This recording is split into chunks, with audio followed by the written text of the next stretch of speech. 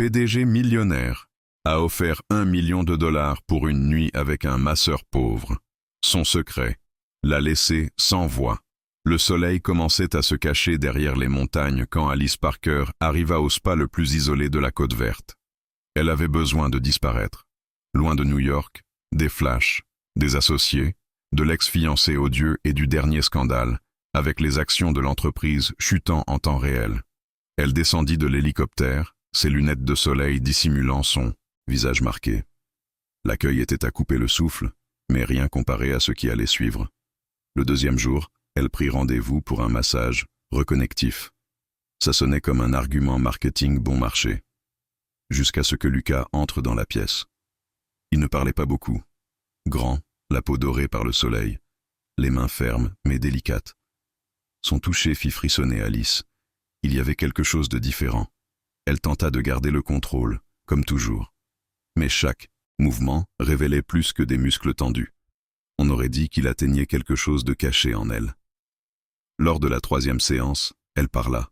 « Je te donne 1 million de dollars pour passer une nuit avec moi. » Elle dit cela en riant, comme si c'était une blague. Mais elle était sérieuse. Il resta silencieux pendant de longues secondes, puis sourit, tristement. Non. Cela la désarma. Personne ne disait jamais non à Alice Parker. Personne. Cette nuit-là, elle ne dormit pas. Elle fouilla sa fiche dans le système du spa. Aucun nom de famille, aucun réseau social. Zéro. Comme s'il n'existait pas en dehors de là. Le lendemain, elle se montra au salon de thé du spa juste pour tomber sur lui, par hasard. Lucas sourit, mais ses yeux étaient rouges. Quelque chose n'allait pas. « Pourquoi refuses-tu autant d'argent » chuchota-t-elle. « Parce que je sais ce que ça coûte » répondit-il. Alice sentit une boule dans la gorge. Il connaissait la douleur. C'était évident. Mais d'où cela venait-il? Plus tard, alors qu'il marchait sur le sentier menant au belvédère, Lucas finit par raconter. Il était le fils d'un magnate angolais. Un héritier. Mais il avait choisi de disparaître après que son frère se soit suicidé pour avoir été déshérité, refusant de suivre les affaires familiales.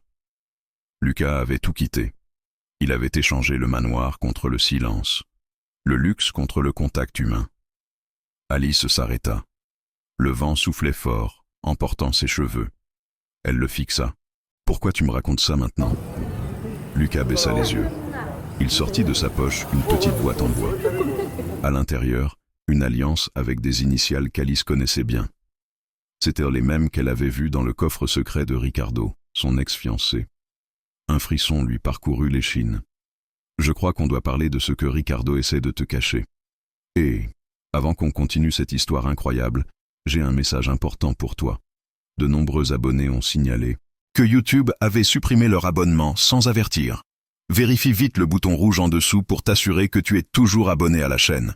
Je ne veux pas que tu rates le moindre contenu exclusif à venir. Et tant que tu es là, laisse un gros like. Ça m'aide énormément avec l'algorithme. Ah, et dis-moi en commentaire, de quelle ville regardes-tu cette vidéo? J'adore connaître chaque personne incroyable qui fait partie de cette communauté. Ta participation change tout. Interagissons ensemble. Alice se figea. L'alliance dans les mains de Lucas semblait briller plus que tout le ciel. Ses initiales, elle les avait déjà vues. Dans le coffre de Ricardo, 3 lettres gravées en vieil or. AMR. Où as-tu eu ça? Sa voix tremblait, presque inaudible. C'était à mon frère. Mais ce n'est pas lui qui l'a porté en dernier, répondit Lucas, détournant le regard. Le sol semblait trembler sous les pieds d'Alice. Ricardo, murmura-t-elle, presque suppliant une négation. Lucas acquiesça lentement. Il a connu mon frère. Ils étaient bien plus que des associés. Il savait tout. Et il en a profité, y compris de moi.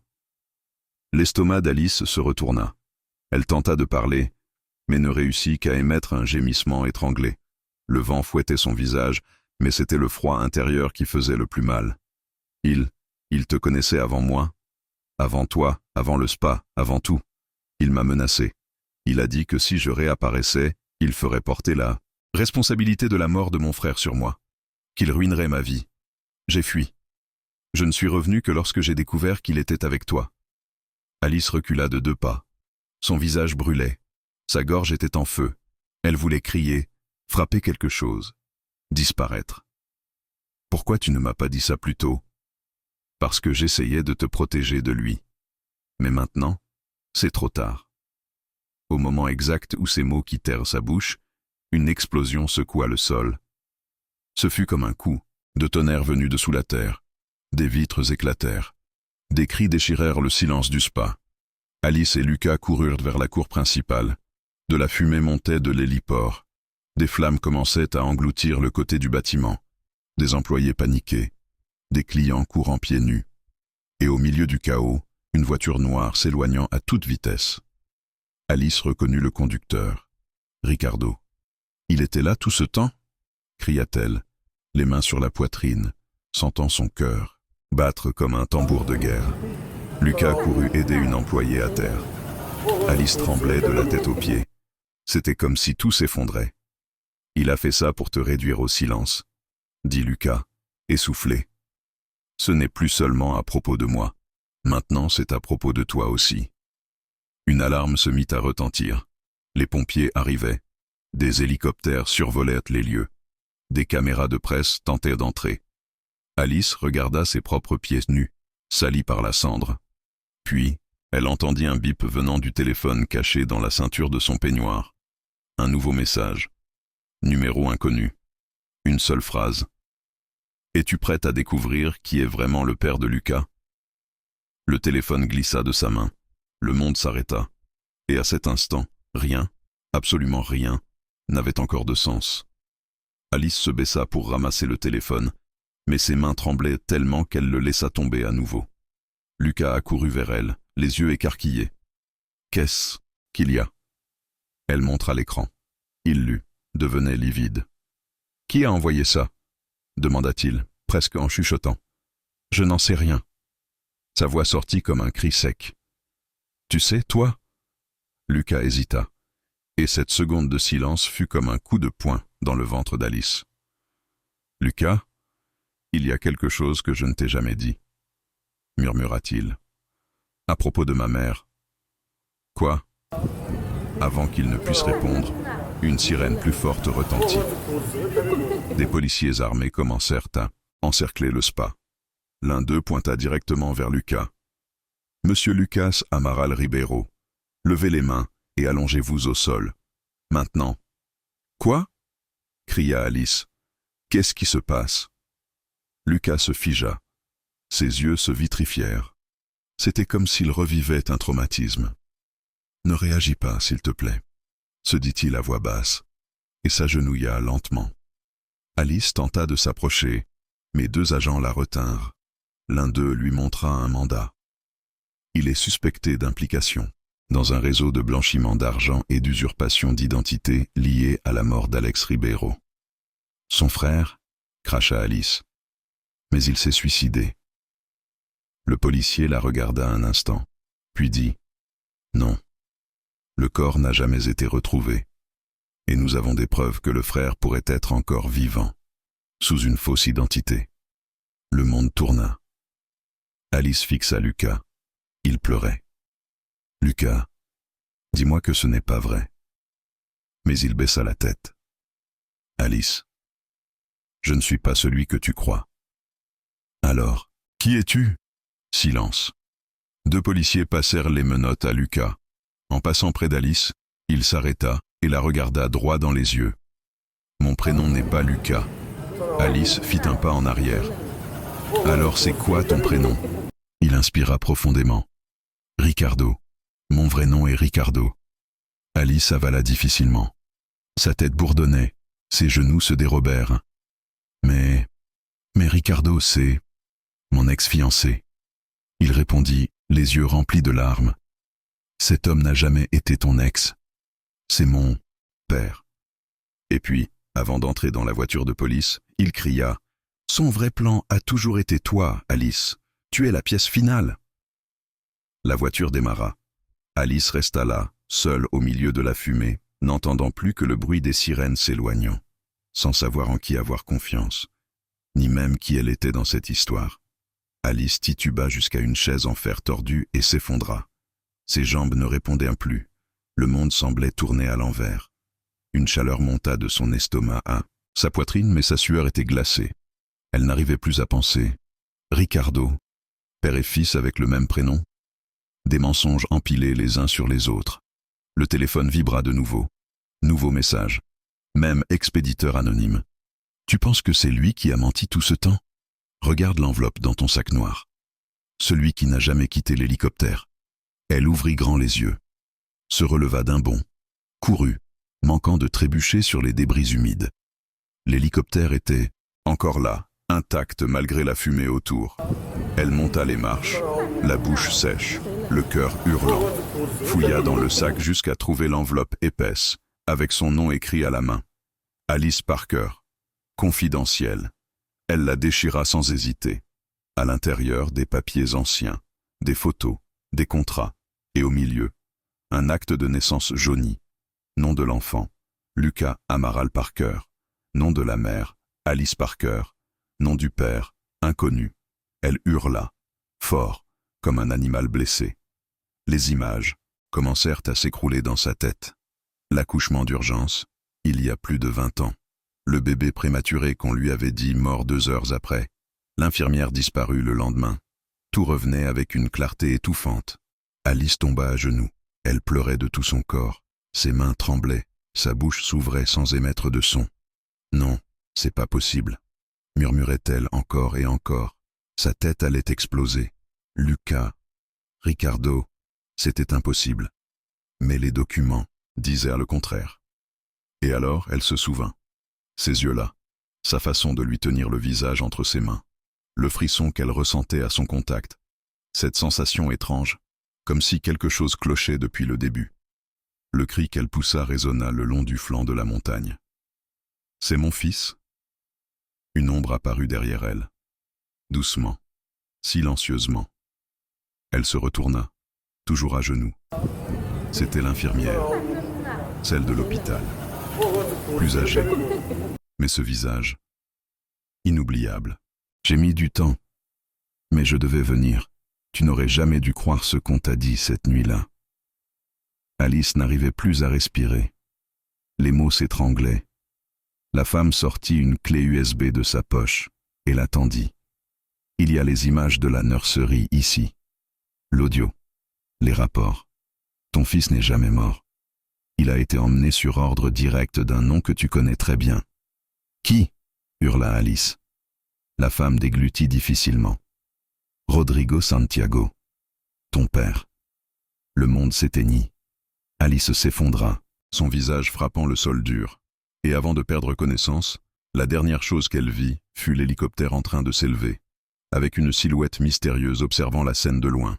En souriant, Alice se réveilla avec un goût de sang dans la bouche et une sirène assourdissante déchirant le ciel. Son visage pulsait de douleur. L'infirmière avait disparu. La clé USB était là, enveloppée dans un mouchoir à l'odeur d'alcool hospitalier. Elle se releva avec difficulté. Chaque muscle hurlait. Elle prit la clé USB et descendit en titubant de l'hélicoptère. Les pompiers la virent, coururent, mais elle les évita. Elle devait partir. Avait besoin de silence.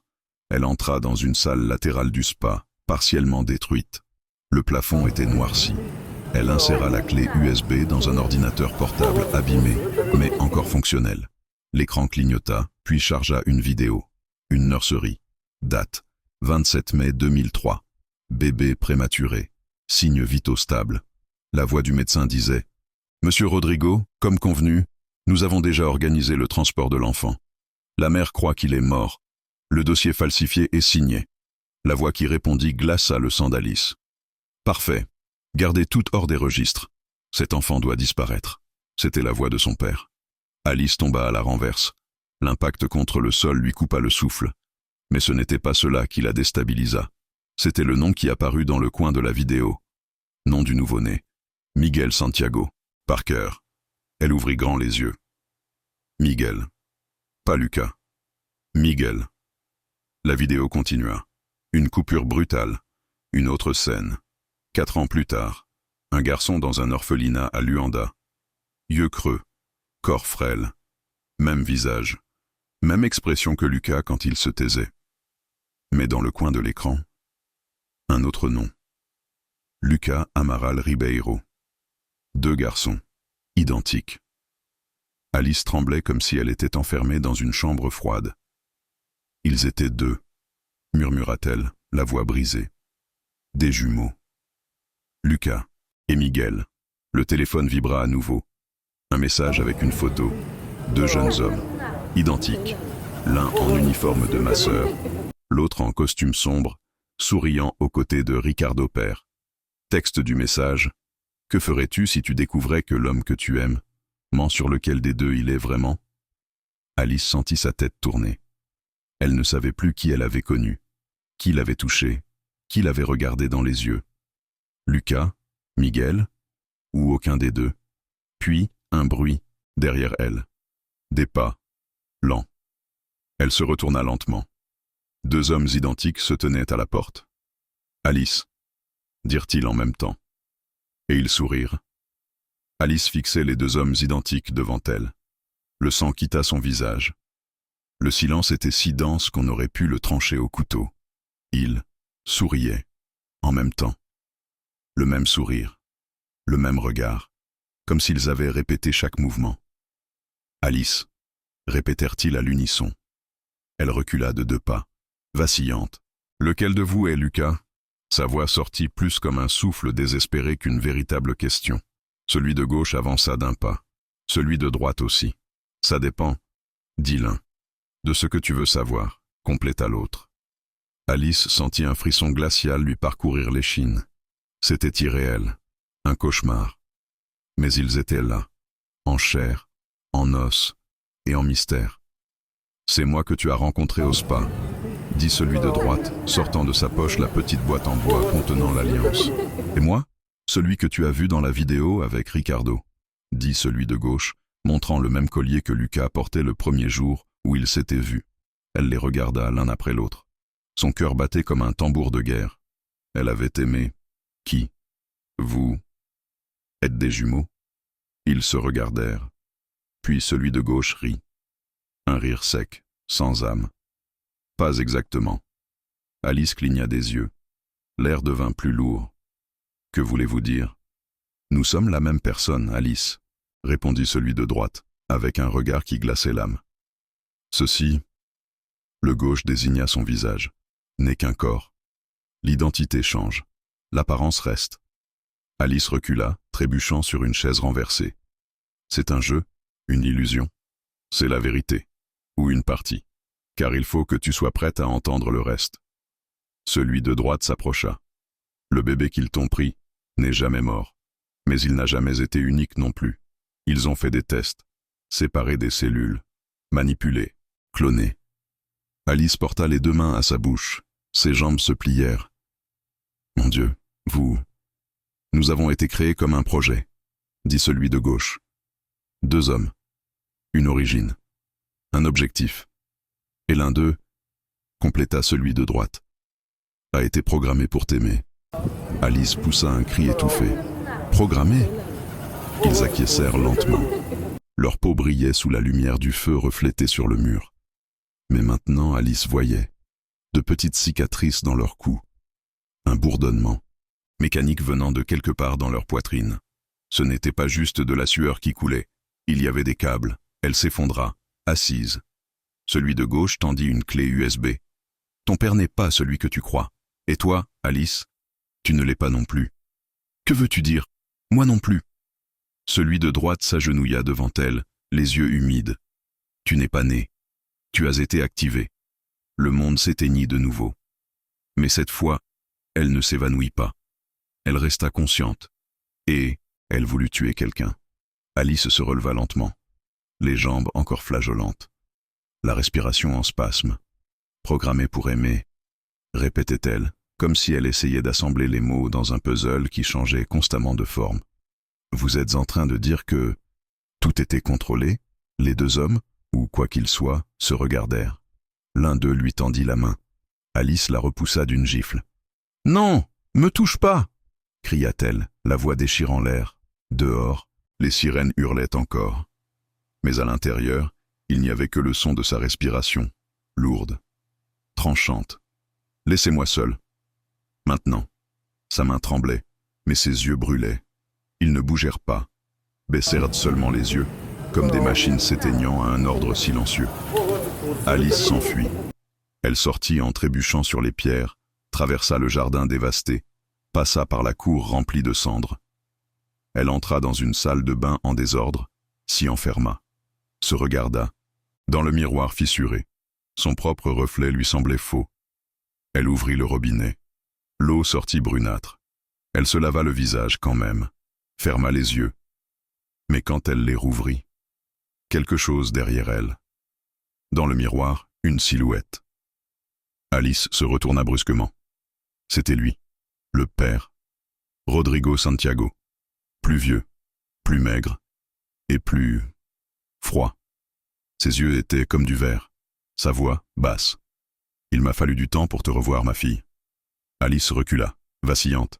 « Tu es mort. » Il sourit, un sourire glacial. « Non, j'ai disparu, parce qu'il fallait que tu grandisses sans poser de questions. » Elle sentit tout son corps se figer. « Tu m'as pris mon fils.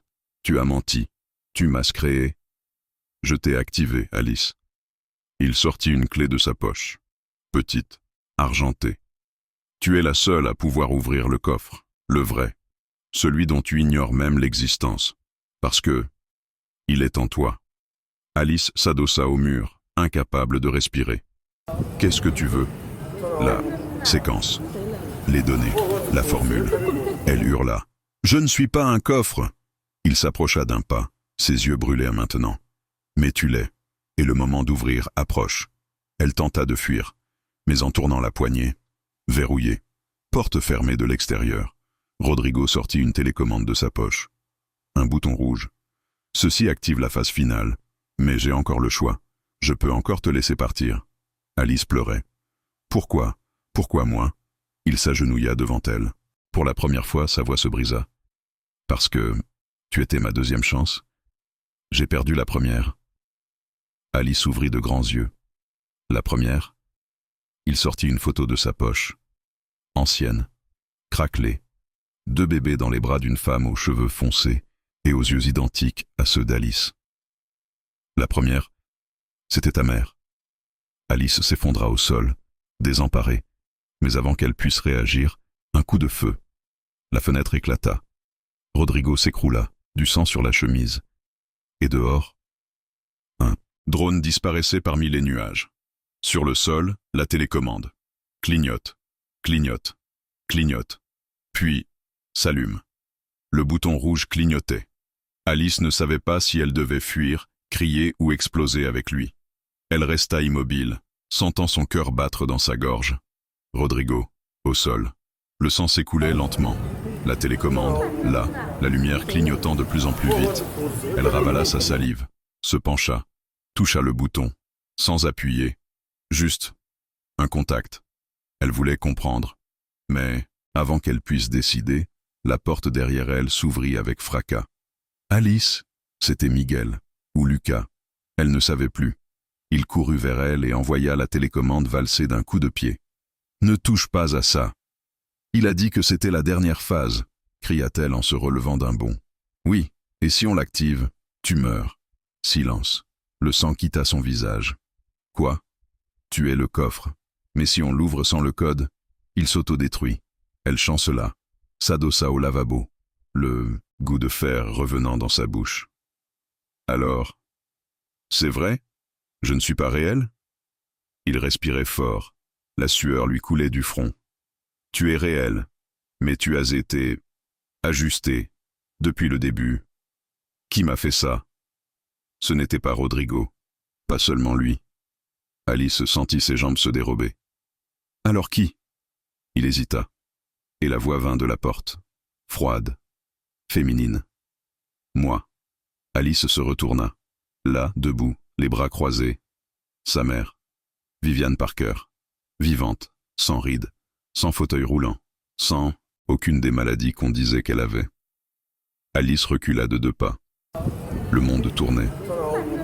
Maman, ne m'appelle pas comme ça. Ce n'est plus nécessaire. Alice se mit à pleurer.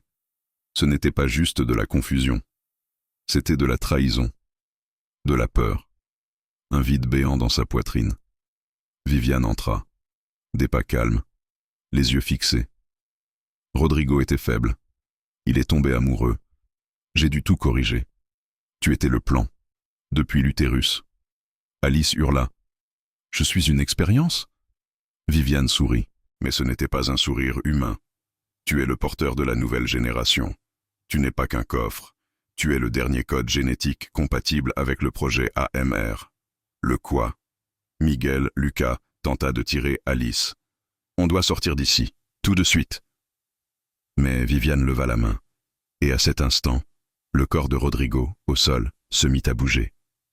Convulsion. Craquement. Le son d'os qui se brise. Alice se figea. Ses yeux se rouvrirent. Mais ce n'étaient plus les siens.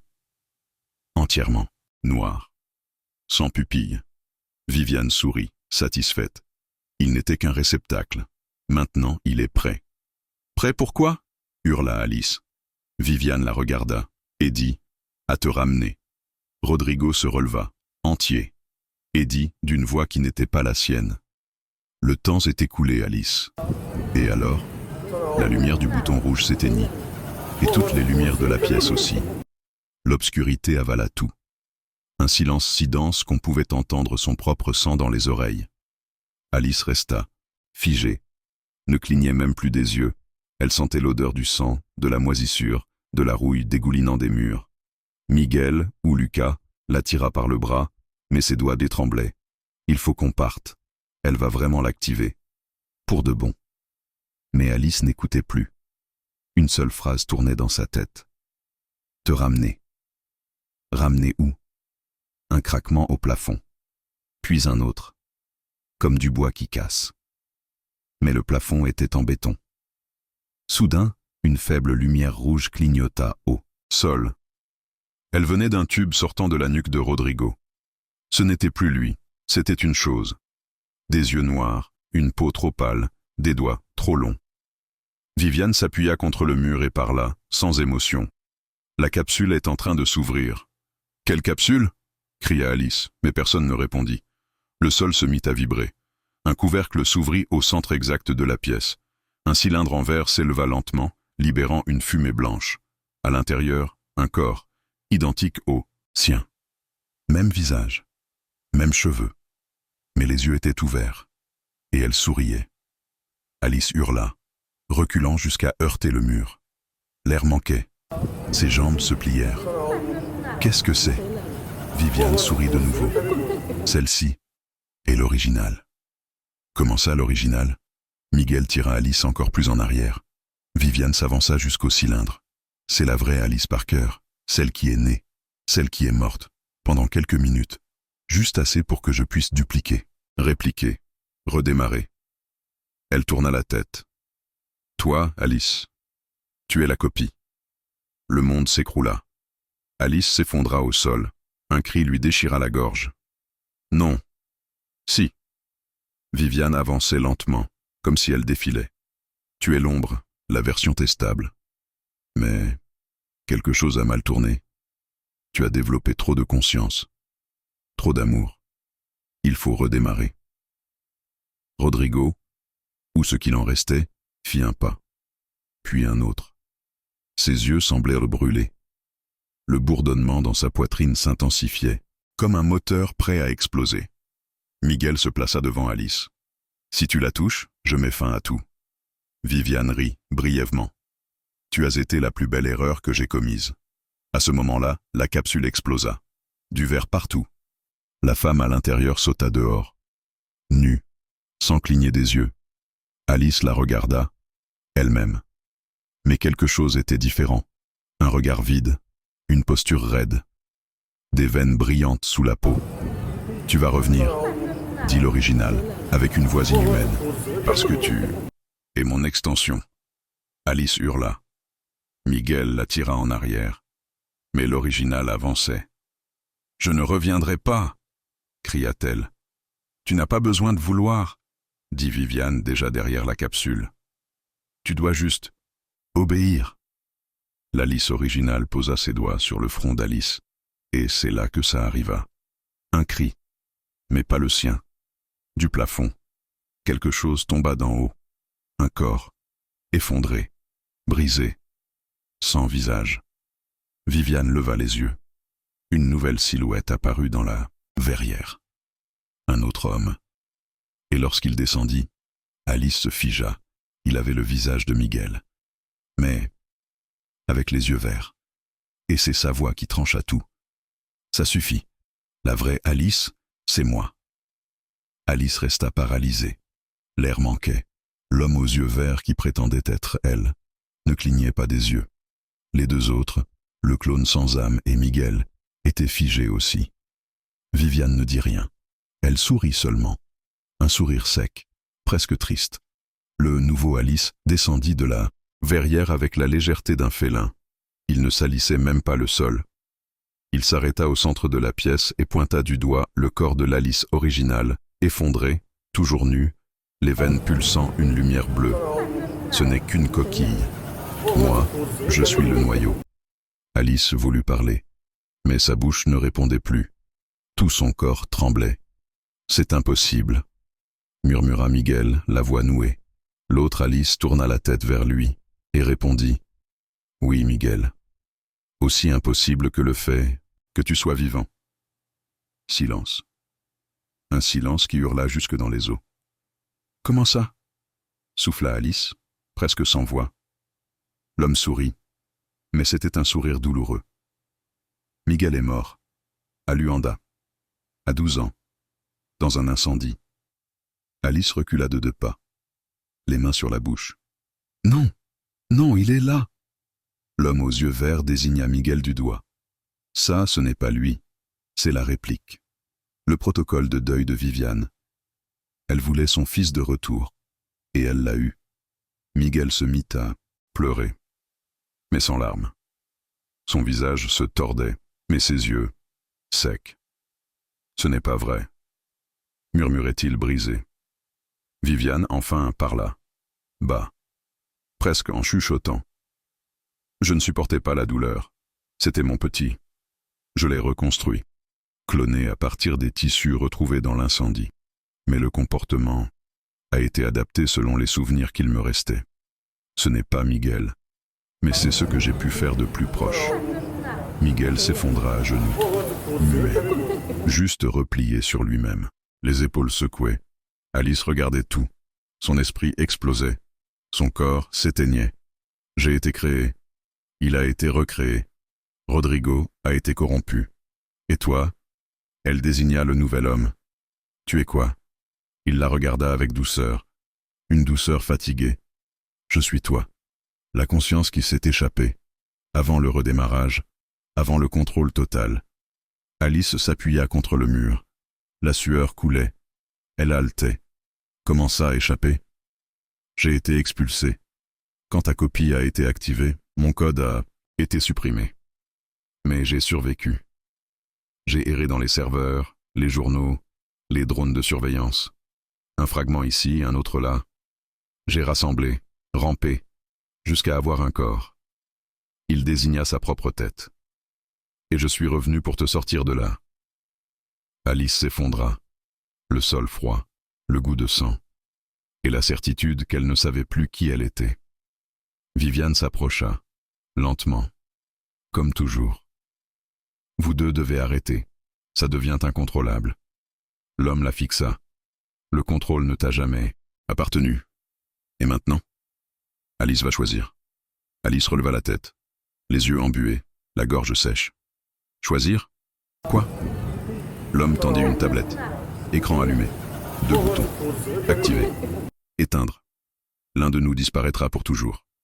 L'autre vivra. Alice resta là. Figée. 2 hommes identiques. 2 passés. 2 vérités. Un amour peut-être jamais réel. Elle tendit la main. Et alors, la lumière de la pièce revint. Et tous les regards se tournèrent vers l'écran. Parce qu'une 3e option venait d'apparaître. Inattendue. Réinitialiser tout. Et en dessous, créé par AMR. Alice tomba assise. Les larmes coulaient. Qu'est-ce que c'est? Viviane recula, pâle. Ça, ce n'est pas moi qui l'ai programmé. Alice toucha l'écran, et une voix métallique sortit des haut-parleurs. Bonjour Alice. Bienvenue à nouveau. Au commencement. La voix métallique résonnait encore. Bienvenue à nouveau. Au commencement. Alice regardait l'écran. Ses doigts tremblaient. Mais ce n'était pas seulement de la peur, c'était de la colère. Une chaleur montait en elle, comme si quelque chose brûlait derrière sa poitrine. Elle serra la tablette avec force. « Ça suffit », dit-elle à voix basse. « Je ne serai plus la marionnette de personne. » Viviane fit un pas. « Fais attention, Alice. Tu ne comprends pas ce qui est en jeu. »« Alors fais-moi comprendre » hurla-t-elle en se relevant d'un bond. L'écran de la tablette clignota à nouveau. Une carte. Une ligne rouge traversant l'océan. Des coordonnées. Un point clignotant en Angola. Et une phrase en lettres rouges. Clé d'activation, sans originel. Alice cligna des yeux. Elle ne comprit pas tout de suite. C'est alors que l'homme aux yeux verts, le noyau, parla, calmement. Le code est dans ton sang, Alice, mais pas dans le tien, dans le sien. Il désigna l'Alice originale, celle du cylindre, celle qui était sortie de la capsule avec un regard vide. Viviane se retourna immédiatement. Non, elle n'est pas encore prête. Ah, trop tard. L'As originale fit un pas en avant. Un seul. Mais ce fut suffisant. Du plafond, une sirène retentit. La lumière changea. Tout devint rouge. Et puis, tout le sol commença à descendre. C'était un ascenseur, immense. Toute la pièce en mouvement. Miguel, ou ce qu'il en restait, cria « Accrochez-vous à quelque chose !» Le bruit était assourdissant. Du béton craquait, les murs s'ouvraient. La pièce descendit pendant près de 2 minutes, jusqu'à s'arrêter. Et ce qu'ils virent en bas les figea tous. Une ville entière, souterraine. Des lumières allumées, des tours métalliques, des structures en verre. Alice descendit une marche, hypnotisée. « Qu'est-ce que c'est ?» Viviane pleurait. « Ça n'aurait jamais dû être activé. Tu n'étais pas la clé. Tu étais l'obstacle.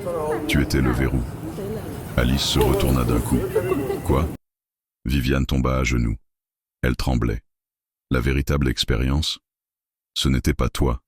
C'était la ville, la nouvelle fondation. Et tu as été créé pour l'empêcher de naître. Le noyau marcha jusqu'à Alice. Mais tu as brisé le code. Tu as gagné une mémoire, des émotions. Et maintenant, tu as activé ce qui dormait. Miguel tomba assis, étourdi. Tout ça, c'était une prison. Viviane hurla. Non, c'était une protection. Le sol trembla. Au loin, des pas. Beaucoup de pas. Des silhouettes apparurent dans la brume. Des personnes, identiques, toutes avec le visage d'Alice. Des centaines, en marche.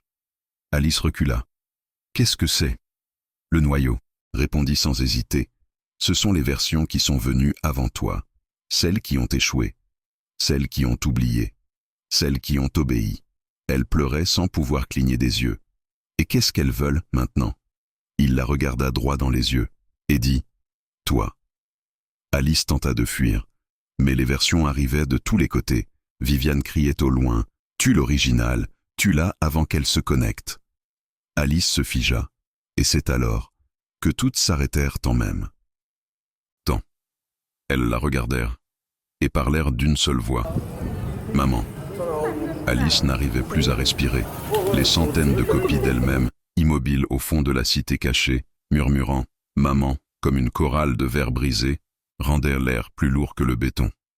Chaque pas qu'elle faisait vers elle faisait battre son cœur hors de sa poitrine. Miguel, à côté, tentait de la tirer, mais elle ne sentait même plus son bras. « Maman » répétèrent-elles toutes. Alice avala, difficilement. « Je ne suis pas votre mère. Je suis la seule qui ait survécu, » répondit l'une d'elles, s'avançant hors du groupe. Elle était identique. Mais ses yeux étaient différents. Il n'y avait ni peur, ni colère, juste le vide. Elle s'avança vers Alice et s'agenouilla. « Tu saignes. Les autres non. » Alice recula d'un pas, trébuchant. Qu'est-ce que ça veut dire? La clone leva le menton. Sérieuse. Tu es l'erreur parfaite, la seule avec un cœur, la seule qui peut engendrer. Le silence se répandit comme une fumée. Miguel pâlit. Engendrer.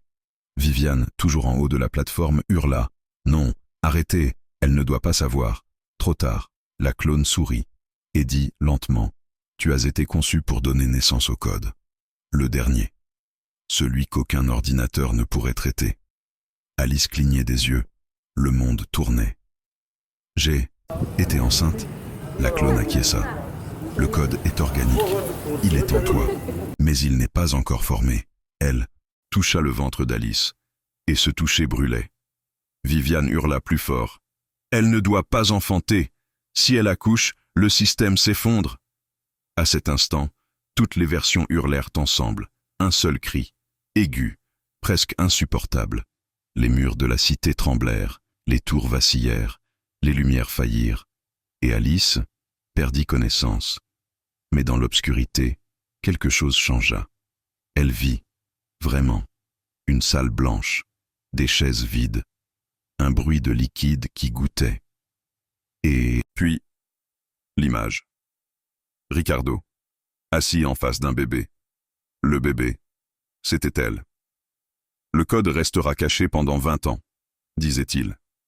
Quand elle aimera quelqu'un, il commencera à se réveiller. Même inconsciente, Alice sentait le poids de cette vérité lui écraser la poitrine. Et alors, il apparut. L'homme d'avant.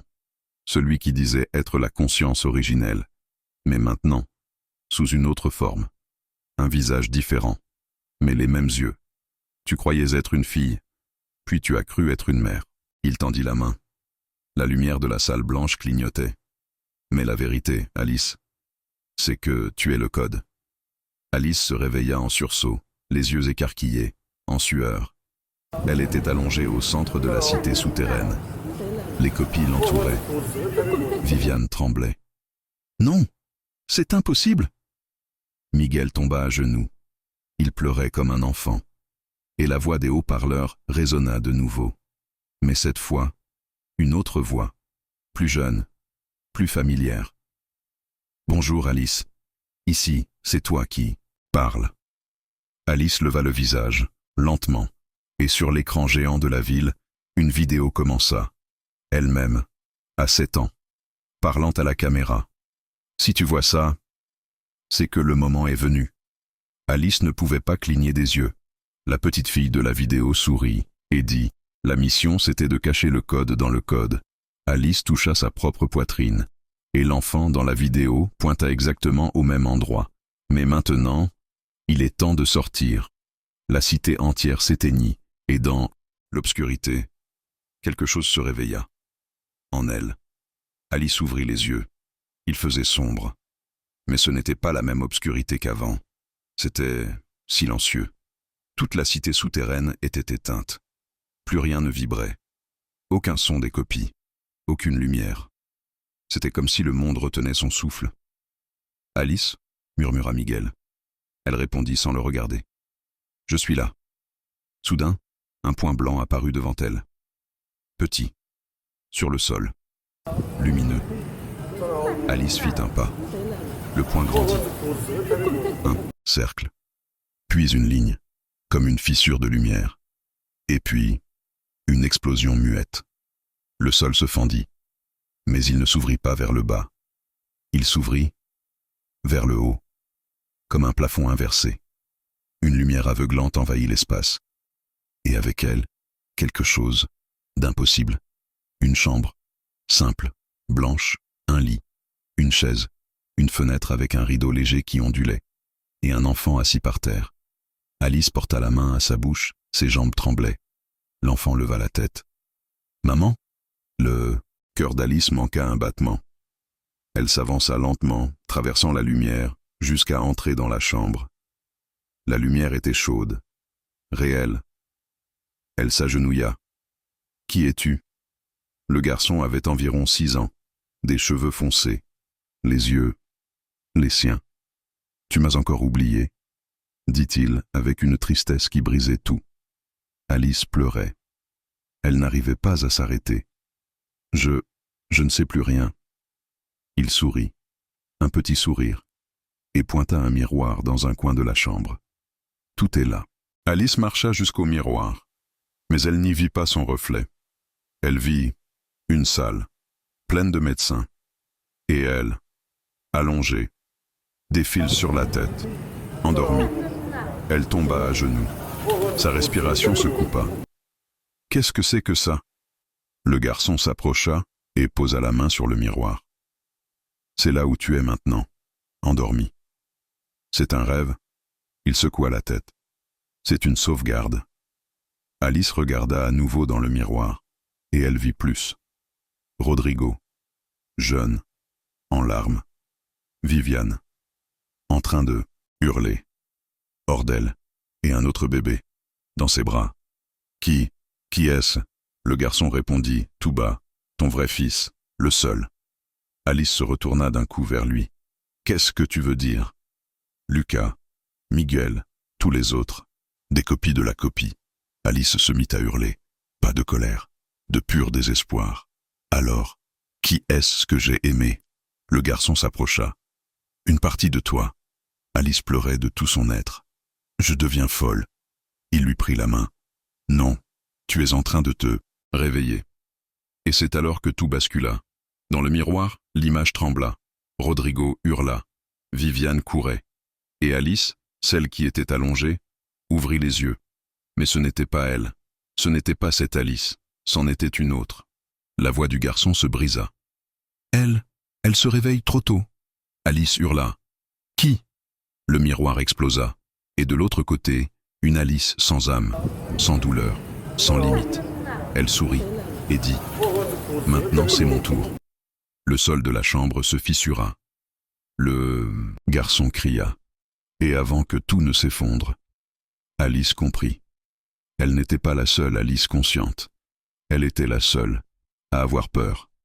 Et l'autre, celle qui venait de se réveiller, elle, n'avait absolument rien à perdre. Alice courait. Le sol tremblait encore. Les versions d'elle-même hurlaient derrière. La fumée lui brûlait les yeux, mais elle ne s'arrêtait pas. Son cœur battait si fort dans sa poitrine qu'il allait exploser. Miguel courait juste derrière, à bout de souffle. « Alice, attends !»